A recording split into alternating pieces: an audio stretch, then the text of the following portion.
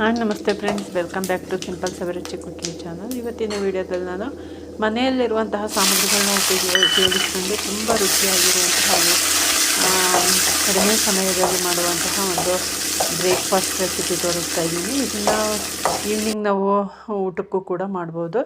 ಬನ್ನಿ video check ಮಾಡೋಣ. ನೋಡಿ, ನಾನು ಕುಕ್ಕರ್ ತೊಗೊಂಡಿದ್ದೀನಿ. ಕುಕ್ಕರ್ಗೆ ನಾನಿಲ್ಲಿ 3/4 ಬೌಲ್ ಅಕ್ಕಿ ತೊಗೊಂಡಿದ್ದೀನಿ. ಅಷ್ಟೇ ಪ್ರಮಾಣದಲ್ಲಿ ತೊಗರಿಬೇಳೆ, 3 ಸ್ಪೂನು ಹೆಸರುಬೇಳೆ ತೊಗೊಂಡಿದ್ದೀನಿ. ಇಷ್ಟನ್ನು ಕ್ಲೀನಾಗಿ ತೊಳ್ಕೊಂಡು ಬರೋಣ. 1 ಬೌಲ್ ಅಕ್ಕಿ ತೊಗೊಂಡ್ರೆ 3/4 ಬೌಲು ತೊಗರಿಬೇಳೆ ಮತ್ತು 2-3 ಸ್ಪೂನು ಹೆಸರುಬೇಳೆ ಹಾಕ್ಕೊಂಡಿದ್ದೀನಿ. ಈಗ ಅದನ್ನೆಲ್ಲ ಕ್ಲೀನಾಗಿ ತೊಳ್ಕೊಂಡು ಅದಕ್ಕೆ ಬೀನ್ಸು, ಕ್ಯಾರೆಟು ಮತ್ತು ನಾನಿಲ್ಲಿ ಹೂಕೋಸು ಹಾಕ್ಕೊಳ್ತಾ ಇದ್ದೀನಿ. ಮತ್ತು ಬದನೆಕಾಯಿ ಹಾಕ್ಕೊಂಡಿದ್ದೀನಿ 2. ನಿಮ್ಗೆ ಯಾವೆಲ್ಲ ತರಕಾರಿ ಹಾಕೋಬೋದು ಎಲ್ಲದನ್ನು ಹಾಕ್ಕೊಳ್ಳಿ. ಹಾಗೆ ಇಡೀ ಈರುಳ್ಳಿ ಹಾಕ್ಕೊಳ್ತಾ ಇದ್ದೀನಿ. ಇಷ್ಟನ್ನು ಹಾಕ್ಕೊಂಡು ಇದಕ್ಕೆ 1-1.5 ಸ್ಪೂನು ಸಾಂಬಾರು ಪೌಡ್ರು, 1/4 ಸ್ಪೂನು ಅರಿಶಿಣ, ಒಂದು ಸ್ಪೂನು ಅಥವಾ 1.5 ಸ್ಪೂನು ಅಚ್ಚ ಖಾರದ ಪುಡಿ. ನಿಮಗೆ ಖಾರದ ಪುಡಿ ಖಾರಕ್ಕೆ ಅನುಗುಣವಾಗಿ ಹಾಕ್ಕೊಳ್ಳಿ.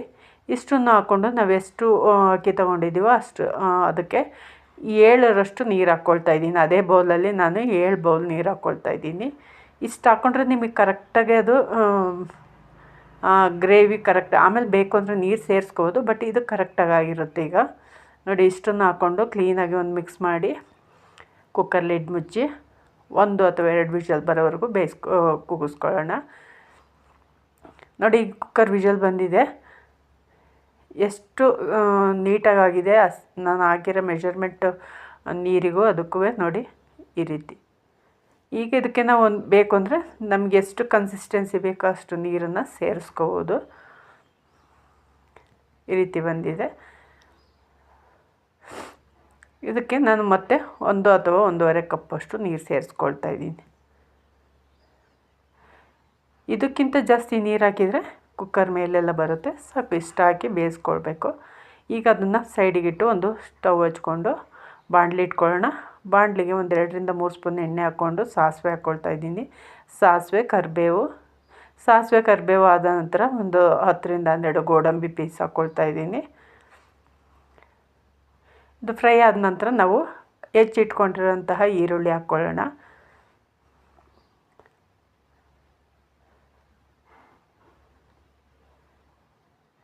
ನೋಡಿ, ಈರುಳ್ಳಿ ಒಂದು ಸ್ವಲ್ಪ ಫ್ರೈ ಆದಮೇಲೆ ಒಂದು 30-40 ಸೆಕೆಂಡ್ ಆದಮೇಲೆ ಈಗ ಕಟ್ ಮಾಡಿಟ್ಕೊಂಡಿರೋಂತಹ 1-2 ಒಣಮೆಣಸಿನ್ಕಾಯಿ, ಖಾರದ ಪುಡಿ ಆಲ್ರೆಡಿ ನಾವು ಹಾಕಿದ್ದೀವಿ.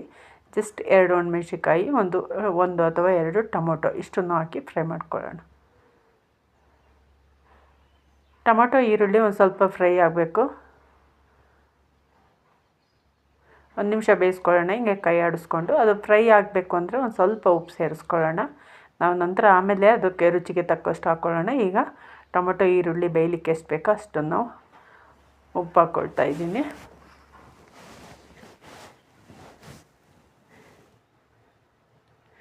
ಇದಿಷ್ಟು ಒಗ್ಗರಣೆ ಆದಮೇಲೆ ನಾವೀಗ ನೋಡಿ, ಈಗ ಆಗಿದೆ. ಇದು ಇಷ್ಟಾದರೆ ಸಾಕು. ಇದನ್ನು ನಾವು ಬೇಯಿಸಿಟ್ಕೊಂಡಿರೋಂತಹ ಬೇಳೆ ತರಕಾರಿ ಇದೆಯಲ್ಲ ಅದಕ್ಕೆ ಸೇರಿಸ್ಕೊಳ್ಳೋಣ. ಇದಕ್ಕೆ ಸೇರಿಸ್ಕೊಳ್ಳೋಣ. ಈಗ ನಾವು ಇದಕ್ಕೆ ಯಾವುದೇ ರೀತಿಯ ಪೌಡ್ರು, ಟೇಸ್ಟಿ ಪೌಡ್ರಾಗಲಿ ಮತ್ತೊಂದಾಗಲಿ ಏನೂ ಇಲ್ಲ. ಬಿಸಿಬೇಳೆಬಾತ್ ಪೌಡ್ರು ಮತ್ತು ಯಾವ ಪೌಡ್ರು ಕೂಡ ಹಾಕ್ತಾಯಿಲ್ಲ. ತುಂಬ ಟೇಸ್ಟಿ ಅಂದರೆ ತುಂಬ ಟೇಸ್ಟಿಯಾಗಿರುತ್ತೆ. ಒಮ್ಮೆ ಟ್ರೈ ಮಾಡಿ ನೋಡಿ, ಗೊತ್ತಾಗುತ್ತೆ ನಿಮಗೆ. ತುಂಬ ಕ್ವಿಕ್ಕಾಗೂ ಕೂಡ ಆಗುತ್ತೆ.